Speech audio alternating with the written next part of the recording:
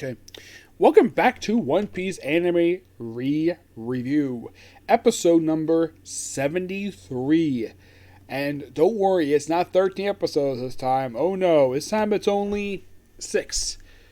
Actually, it's more like 7, covering episodes 242, 248. Now, most of this when we've kind of finished up at the Chateau, and we're getting toward the final legs of this particular story, this particular arc. Now, also with episode 848 for dub episodes up to watch, there is exactly 6 left. Overall, for the whole arc itself, at this point, there is exactly 29 episodes left. Yeah, 29. So, we start off with 842, where, we have it where, everybody's losing, their fight against Big Mom Pirates. And then, of course, the Tatori box falls off the Chateau. Morgans and Sassi see this, and then it hits the ground and it explodes. Because if you remember, in Fishman Island, of course, they showed a flashback, because thank you for reminding me about this, that apparently one of the ministers, I think it was the left, mentioned to King Neptune that because of the fact the thing was robbed years prior, in order to prevent it from being stolen again, they put some dynamite in it, and of course, they might think, maybe the food's very old by now. No, it freaking goes off and explodes and causes the whole chateau to collapse. Just topple over, stuff falling apart. Now, here's the thing. We've been seeing the chateau since the start of this particular story arc, and it is something to see this. Now, to my knowledge, we never actually have, to my knowledge, has this ever happened before where the main villain base, basically, or the place where you have some of the place where they battle, was building up, collapsing on them. To my knowledge, this hasn't happened very much. The first time the series this ever happened where the building collapsed during a fight was during Arlong Park. You could say, what about Orangetown? That was some small buildings, but I'll talk about a really big one. Yeah, Arlong Park was the first time they did this. Surf Village, no, not really. But I think after Arlong Park, I think next time we saw a really big building collapse due to fighting after that one. To my knowledge, I think it may have been... I have to think about this. Well, you could say Punk Hazard. They have a good chunk of the place get damaged, but that was due to Caesar, who, by the way, gets his heart back. He said, but I'll get to more of that. So there's Punk Hazard, obviously, but after Arlong Park, I'm trying to remember. I think the next time we officially saw this, you probably think, okay, they have Alabasta? No. Low Garden? Shockingly, no. Okay. Drum Kingdom? Nope. Okay. What about Skypiea? Nope, not really. Jaya? Nope. Trying to think here. Let's see.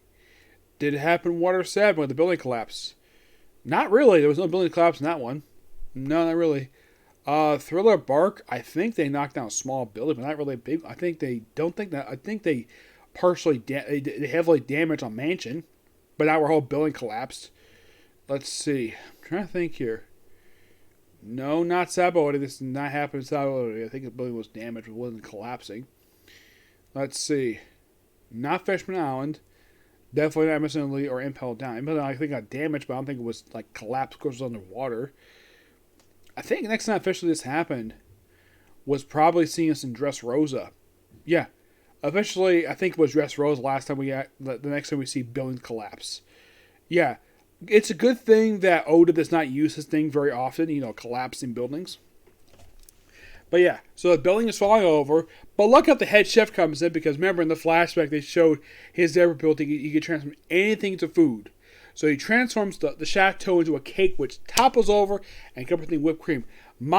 Big Mom eats this thing and maybe filling, but it tastes awful. And then it starts.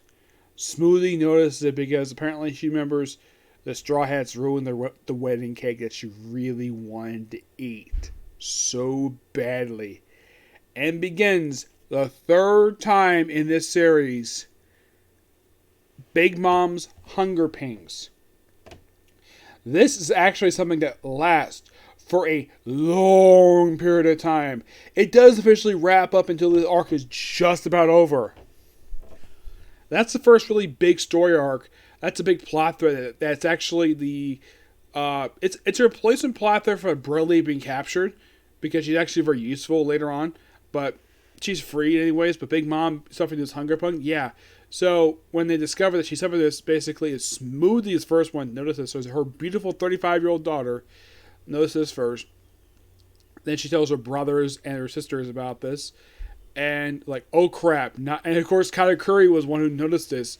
Like, oh crap, not now. And it was like, what are you talking about? And of course, then they tell him, oh yeah, hunger pang. And of course, she goes on a rampage. Opera gets his life force because he lied about, well, what happened with Luffy and Nami. So he gets his life force taken from him. Like, if you're wondering how much of his life force taken, yeah, currently his body is at the age of 80. All because he lied. Yes. And here's a fun fact for you about the whole family of the Shoah family. There's only like 3 son-in-laws. And they all, and well, 2 of them basically part of the same group. The other one's like separate. In case you're curious though, where are the Sun Pirates? They do mention the Sun Pirates here, where they disappear, they moved away. Peckham basically informs about this. But they already knew about the assassination, but them moving, that was unusual. And explain G-Mates, actually, because they basically just figure out, oh yeah, now they figure out what's been going on there. And Baron Tamango, we see him in the actual, it's still his bird form. It's like, and we see his coffee sitting on top of his head, and because he's like, sitting like this, like, hands by his back, and he's like, and things like dripping on the side of his face, like, oh no. I'm like, now here's the thing. Baron Tamango's always seen wearing this cup on his head. Apparently for no reason, aside from just to drink it. And apparently he doesn't drink the whole thing. He just like, he's like 2 sips and puts back in his head. That's what he does. And here he just basically wastes coffee anyway. Here's coffee or tea. I'm not sure exactly what the heck it is. So he's briefly seen, and then of course, Big Up goes on a rampage. Pudding comes back along after being absent for a few episodes. She comes with the ingenious idea: bake a brand new cake. She mentions the type, and that Clifton, though they pronounce the name a little differently here. I pronounce it to be Clifton because as I've pronounced it for a long time. Game Bender's wife. They pronounce the name as Chiffon. Yeah, I'm not really sure why this is, of why in the world she pronounced it simply as Chiffon. I just for Clifton. Yes. That's how they pretty much pronounce it in the dub, which is interesting to say the least. To my knowledge, there is really no reason for this. I don't know what it is. Maybe just to pronounce anything. I've heard it pronounced as Clifton, because that's why I see it look like Clifton. Here they pronounce this Chiffon, which is basically about cakes, per se. That's mostly basically what she's there for, just to get her for cakes. Mm-hmm. Yep.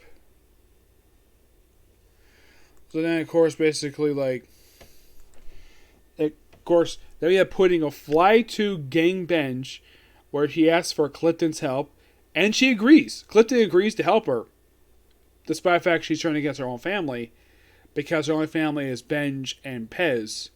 So she agrees to help out, and then they go see the Straw Hats, where they're just running to they run to the King Bellum, where we see a debut of one new character, Lady Tree, and she's here for this one episode, and she's apparently King Bellum's fiance, and he's also been stitched back together.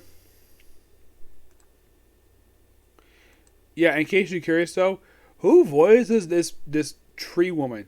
They actually don't know. There's no credit for her dub actor. Nope, there is. She's seen one episode, and that's it.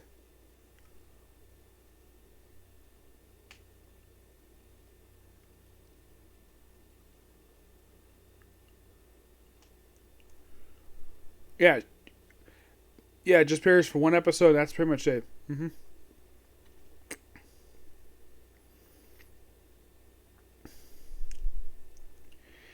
Yeah, it's interesting though the fact that we have this lady tree woman and she appears for one episode and then she's never seen again. Yeah, she appears for like one chapter in the. She appears like a couple chapters in the manga. She appears for like officially she first appeared in chapter 873, anime debut with episode 844, and she's the only new character appears in these episodes. So Kimo gets everybody to lift, and then of course chased by Big Mom. Then of course when they get to the Big Mom unleashes the spear of El, and of course Luffy's like Elbath. Of course he knows Elbath because basically he's heard of it, and plus of course he's met the giants, of course. Then he unleashes it, and of course, well, he catches Carrot, and of course, Sanji catches Nami. Now, I think the reason why he saved for having Nami be caught by Sanji because it makes total sense. And plus, Carrot was closer. Yep, and of course, they basically tame Zeus along the way, intimidate him with, well, other stuff. Yep.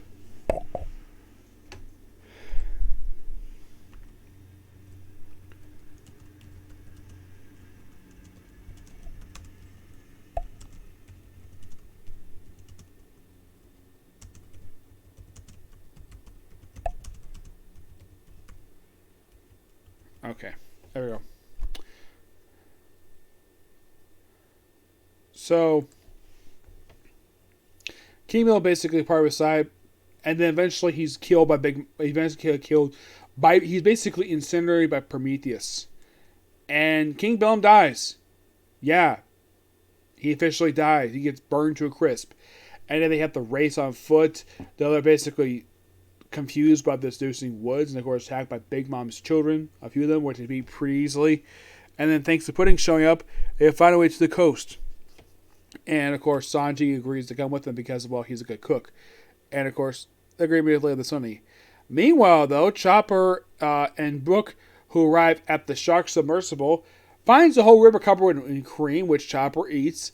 Then when they open up the submarine, more cream inside. And after eating the thing, of course they pile it away, and of course they get to the Sunny. And meanwhile though, also Katakuri has come onto the Sunny. Like, what is this, a recurring show? Like, every single bad guy in the series has to be on the ship? Me probably thinking, who was the last one did this, per se? Well, was Doflamingo. Yep, he was the last one to officially do this. Not many of them, per se. One, as far as I can tell, has never done this at all, is Crocodile. He has never done this. The former king of Drum Kingdom, he has. But the last one was, of course, well, Doflamingo. He was the last one to do it. Now we have Katakuri and Pespero there. Yes. Where we have we have a bit where we have Chopper and Brook fighting the soldiers for quite some time. Excuse me. And then at some point they get trapped by Pespero and try to attack him. And they engulf them in candy, and eventually the Airstrides finally show up the ship without Sanji. Then, of course, they battle a giant, and of course, he sends like a big Iron Maiden made of candy, which doesn't stop them. Then, of course, like Luffy blasts to it, and that's how the episode ends. Yeah, great set of episodes, and as of right now, only 6 more to go, and that's it. Okay, so that's episode review. I might end a video later on, depends on what time I can finish my stream. So, next video. Bye.